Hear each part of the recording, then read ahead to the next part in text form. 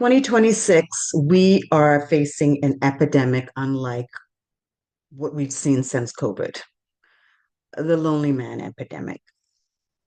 It's real, and it's revealing something uncomfortable about the social landscape right now.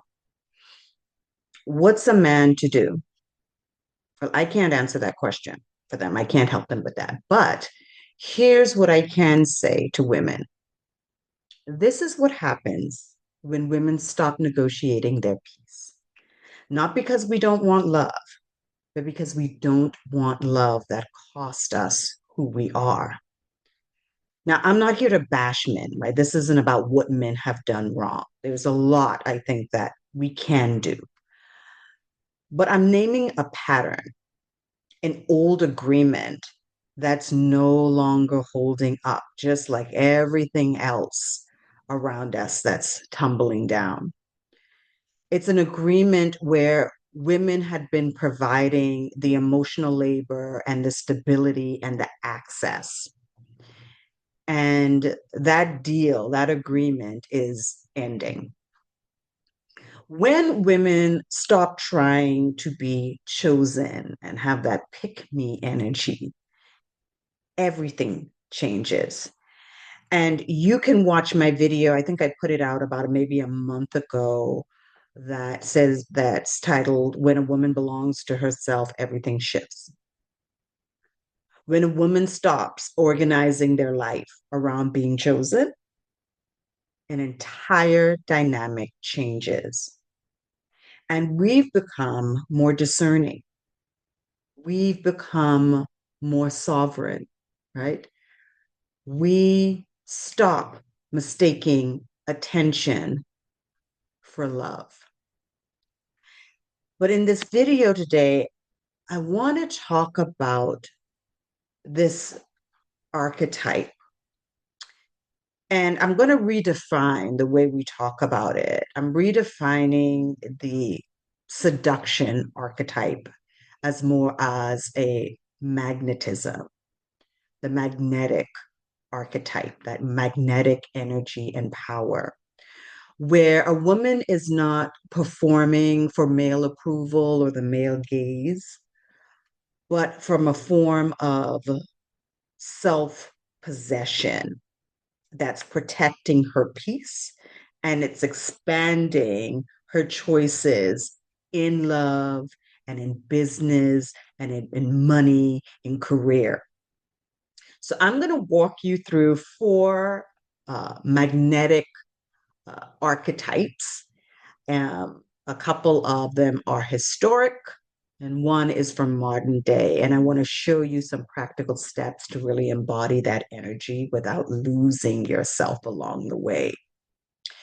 And most women believe that seduction is something that we use on someone else, right? Usually the opposite sex, to be wanted and chosen and to get something in return.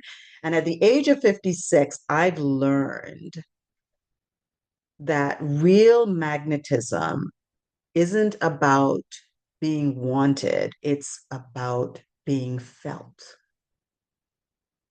It's a difference between saying, do you like me? And can you handle me?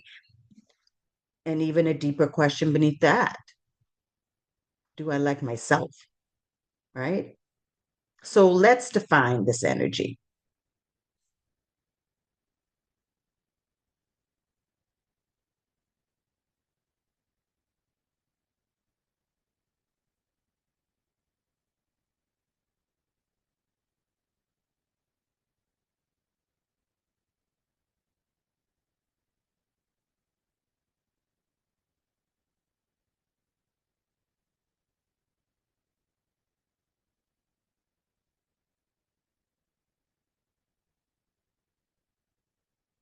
Because we've been taught to aim this energy, our magnetism or seduction, we've been taught to aim it outward, right?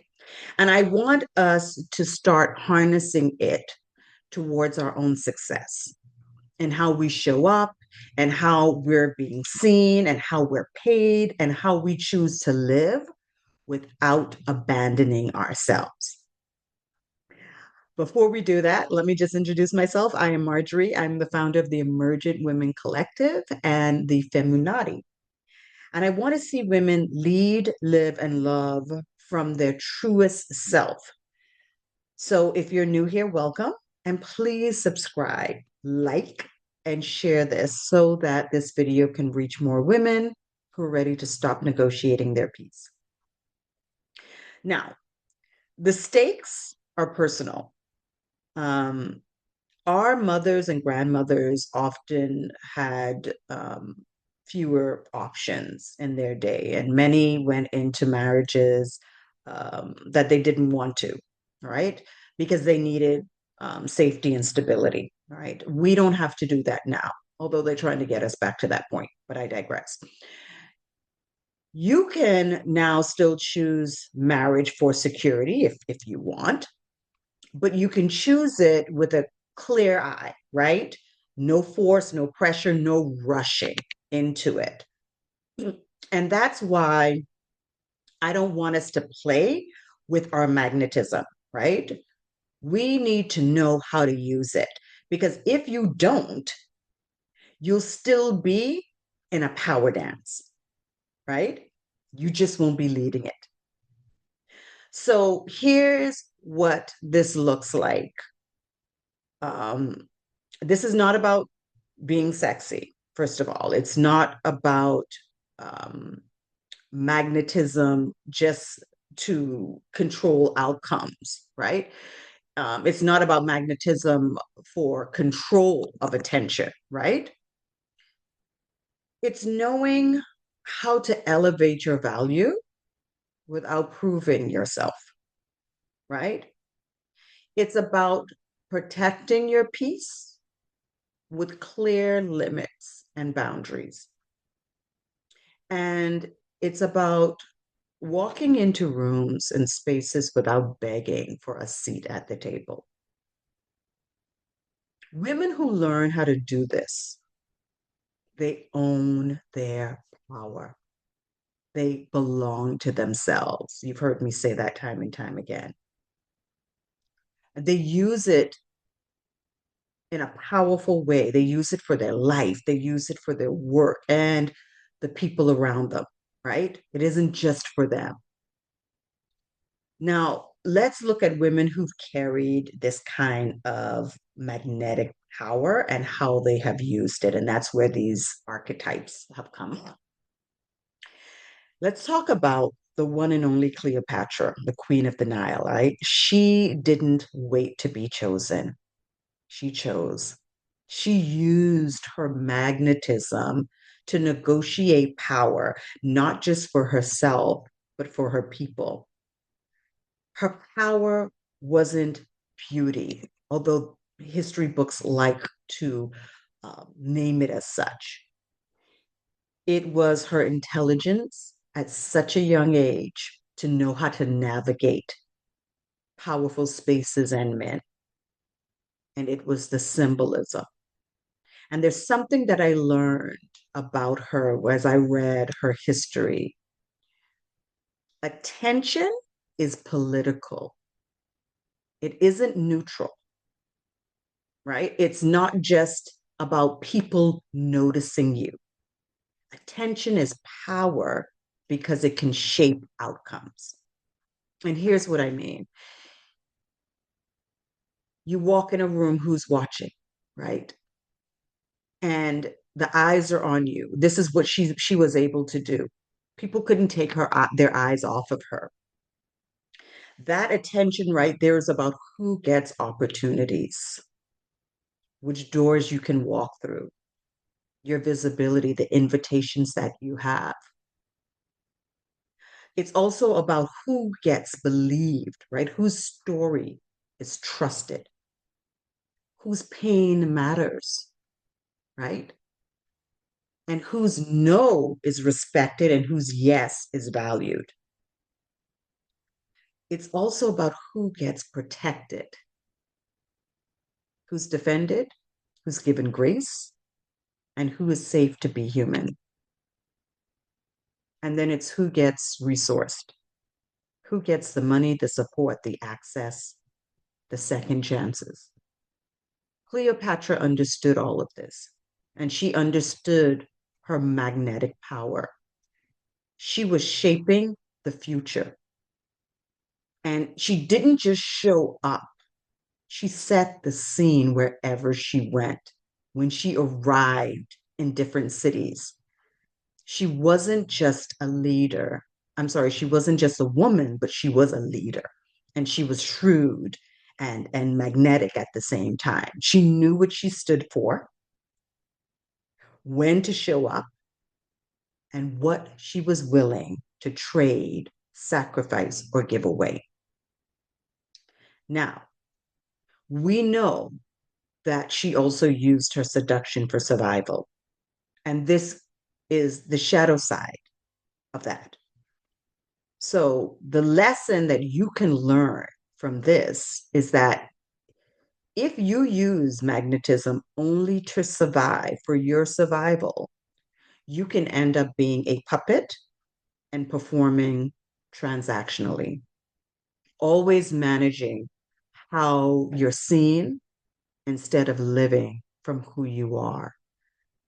And I will say this stands really for women right now who are working side by side and partnering with patriarchy and the oppression of other women, and using your magnetism and your seduction energy for that. It doesn't end well. So now I want to turn to the shapeshifter performer, Josephine Baker.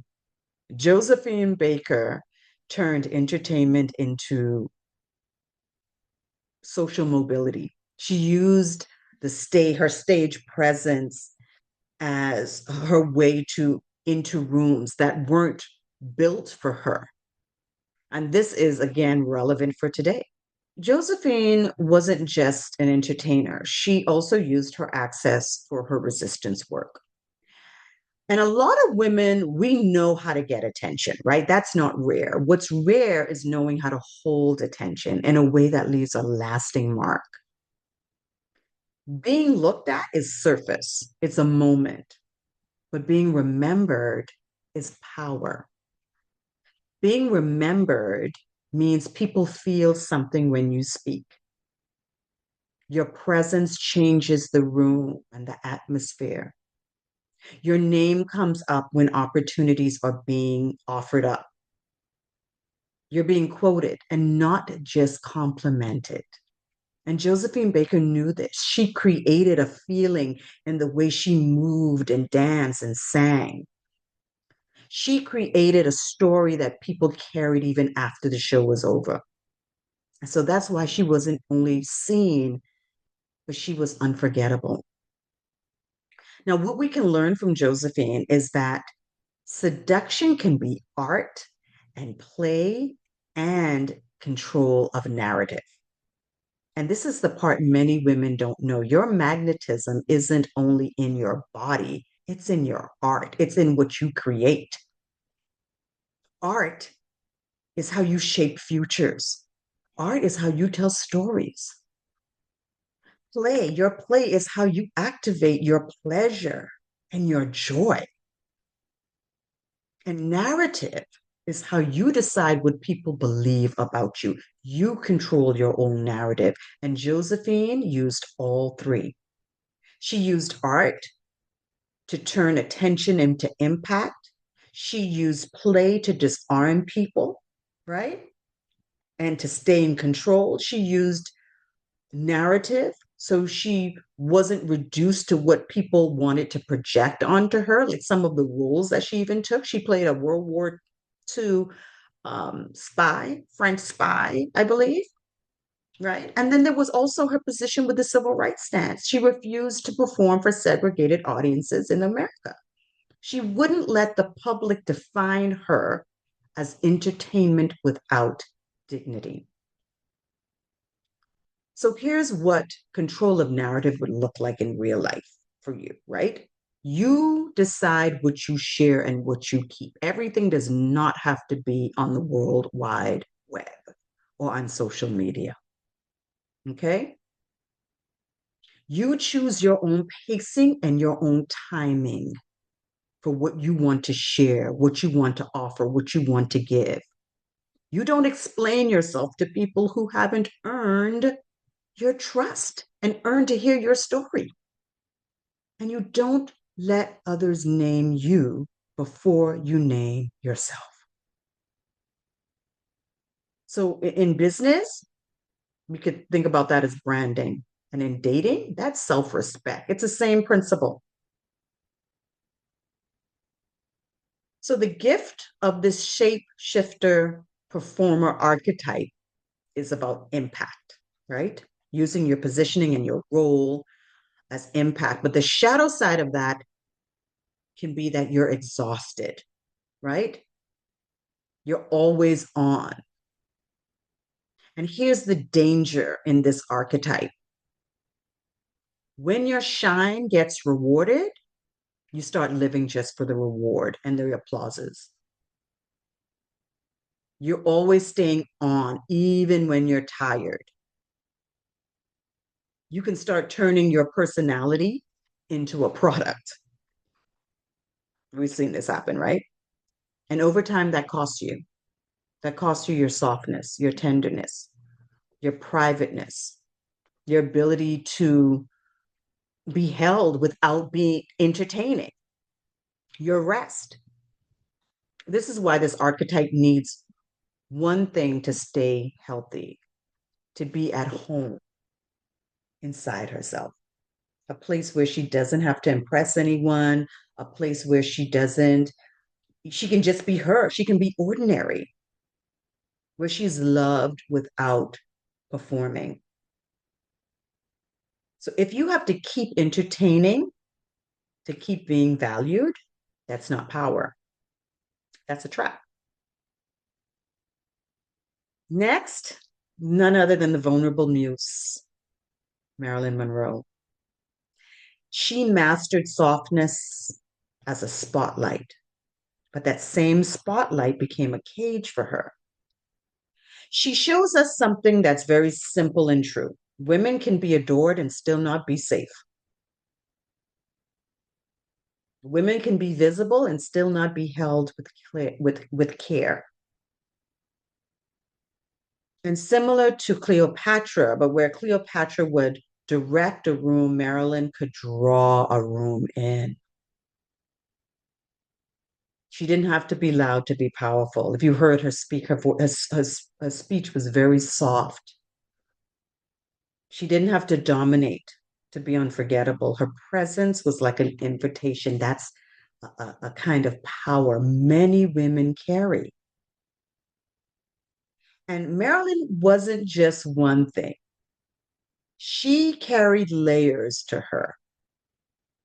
There was this unprotected girl who grew up, in a very tumultuous, unstable uh, family life. Her mother, I believe, had mental health issues, right? And so she was always feeling like she was needing safety. And then there was the performer, which really believe was like an outlet for her, right? The version that learned how to be on and how to be pleasing because the world rewarded her for that. Powerful men worshiped her for that. And then there was Marilyn the Moose, the symbol people projected onto her. That's why her story matters. Softness can be power, but softness without protection becomes a doorway, and too many people will walk through it. So your softness stays powerful when it also has standards and clear boundaries. And for the modern mirror, I'm using Tracee Ellis Ross because She shows what it looks like to be joyful, desired, and fully self led without making partnership the center of her life. Tracee's magnetism isn't a look at me, it's I'm good with me. Even in her pictures and the way she poses, right? You might think on the surface it says, look at me, but it's no, it's I'm good with me. Her magnetism isn't built on being chosen. Her energy is playful, she's warm, she's sensual, and she's not begging for love. She's not building a life around being picked. Have you watched her travel show on Roku where she traveled solo to all of these different countries? She's not chasing and she's not shrinking for anyone, right? And I know some people, and I've seen the comments, right? A lot of people say, women like Tracee Ellis Ross because she's successful and she has money. And of course, she's the daughter of the Queen Diana Ross, right? That this is easy for her. But is it? Do we know that for sure? She's been honest about where she is in her life. And she would love or would have loved to be married and have children. But because it didn't work out that way, was she supposed to stop living? Or worse yet, settle for anything and anyone? Too many times in society, we look at singleness as a failure, and it's not. It's a choice. What I love about Tracee's, what I'm calling a modern magnetic energy, right, is that she leads with joy and self respect. She's definitely a woman who belongs to herself and chooses herself. But now, of course, this archetype does have a dark side, right? Sometimes independence turns into armor. I've seen that happen a lot over time, right? If I don't need anyone, becomes your whole identity, and love never has a chance to get through the door. So if you identify with this archetype, excuse me, I want you to, a couple of things that you can do to counter that is to just be consistent, not not constantly available. Share from your place of wholeness, not from proving. Um, Build your life first before anything else, and not a brand and not a business, but build your life, right? Your pace is part of your power. Don't reward potential, reward behavior. Let time do vetting. Let time do all the vetting for you, right? And just stay warm. Be open, but keep your standards at a non-negotiable. But before I close, I want you to think about which of these archetypes you most identified with, right? And I want you to pick your lane of magnetism, right? Is it the strategist siren like Cleopatra? Is it the performance shapeshifter like Josephine Baker? Is it the moose like Marilyn, right? Or is it the modern magnetism like Tracee Ellis Ross, right? I want you to see which one of those you most identify with. And if you would like me to go a little deeper with some of these archetypes, telling more of their story, please let me know in the comments. But once you identify with them, I want you to really, especially in the age that we're in right now, is to stop earning attention especially online. I know a lot of us feel like if we don't show up every day, we will disappear and people will forget about us. Okay. Start saying less and doing less. All right. Then I want you to build a boundary before you build anything else. This is something I had to learn the hard way this year. I was trying to build something before I build up myself. And then ask yourself, what part of yourself are you not willing to sacrifice to people anymore? Right? Practice the slow yes and don't rush to give people access. Upgrade how you show up on purpose, intentionally, not for approval, but for signal. And when you move with one detail at a time, your voice, your posture, your eye contact, your rhythm. This is your energy we're talking about here. And finally, make your desire clear. This is what I want. This is what I'm available for. And this is what it cost. 2026, this is what we're doing now. We're moving from performance to possession of ourselves, from being chosen to choosing. This is all a part of your personal evolutionary work. And if you've been stuck in identifying with any of these shadows from these archetypes that I shared, that's a pattern. First of all, I want you to know that is a pattern, and patterns don't break with more effort, they break with clarity. So you need to understand where this pattern is coming from, right?